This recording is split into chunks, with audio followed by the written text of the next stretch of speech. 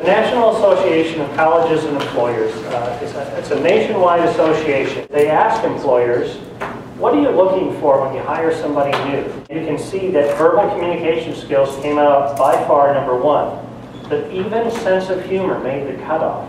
Depending on your company, you may be looking for some of these, you may be looking for all of these. I mean, how do you find out if somebody has teamwork skills? You're going to go shadow them at school?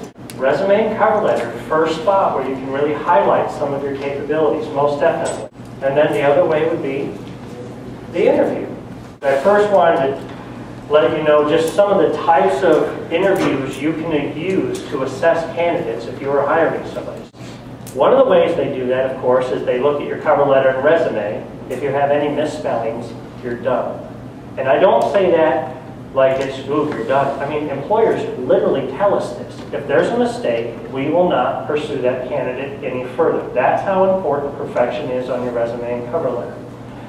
And then the next thing they may do is once they go through the resumes, they see the people have the right degree, they see people that have the right kind of experience, they may do a screening interview. And a screening interview is typically done on the telephone, or they'll call you out, they'll spend 15 minutes just asking you more specific questions on your resume. So it can be really difficult on the telephone because you're not face-to-face with somebody. Some things you need to consider when you do a phone interview is making sure that you're in a pretty private location. Other things that you should consider would be if you have any vices, and by vices I mean do you like to eat hard candy or smoke cigarettes or drink water out of a plastic bottle, you may not want to do that while you're on the phone interview, right? Cell phone or a landline?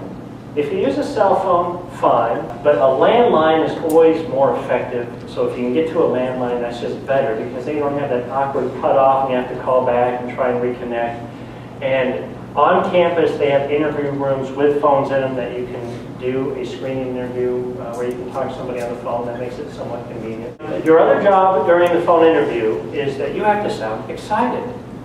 And what if you're one of these people that are not really by nature a very enthusiastic individual? We all have different personalities, right? So some of us tend to be just a little more reserved.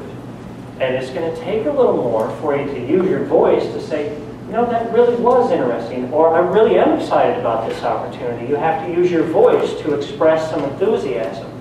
And for some of you, while you're on the phone, you may feel more comfortable standing up. For some of you, you may feel more comfortable sitting down. And please don't wear your pajamas and bunny slippers while you're on a phone interview. It's going to make you feel just too informal and too relaxed. At least wear business casual. When we dress up, we tend to feel a little more professional. And if they like you, they're going to say, hey, why don't you come in for an interview? And the most common type of interview that you will face when you go in for an interview would be what they call a behavioral interview. And a behavioral interview is where they ask you about past experiences because they believe that your past experiences will be a good indicator of your future performance. Another type of interview that I tell employers to try out, depending on the job, maybe they need to throw some stress into the interview. Well, you need to be able to assess a candidate's ability to manage stress and how do they respond to that. So some things I tell them to get creative. Some of my creative ways are, I get your resume, I mark it up in red ink, I put it on the table, I have you come in, and then you sit down and my first question is, what percentage of your work would you say has errors in it? And you're looking at this red mark, and there may not be any errors on it, but I'll just make it look like there's a whole bunch, just to see how the person will react. I mean, do they get really flustered and pulled back, or are they able to say, no, I would say 99% of my work is error-free. If you found any mistakes in there, I'd be really surprised. Another type would be, if you want to assess somebody's analytical or thinking process, you may give them a brain teaser question. Somebody at this table right here, how many pharmacies are there in Seattle? Those types of questions, if you ever get one that seems just like, what? They're looking to see how do you think through problems. They don't care if you get the right answer at all. They just want to see if you can think through how to get to a right answer. They just want to see, can you think through solving that problem and come up with a solution?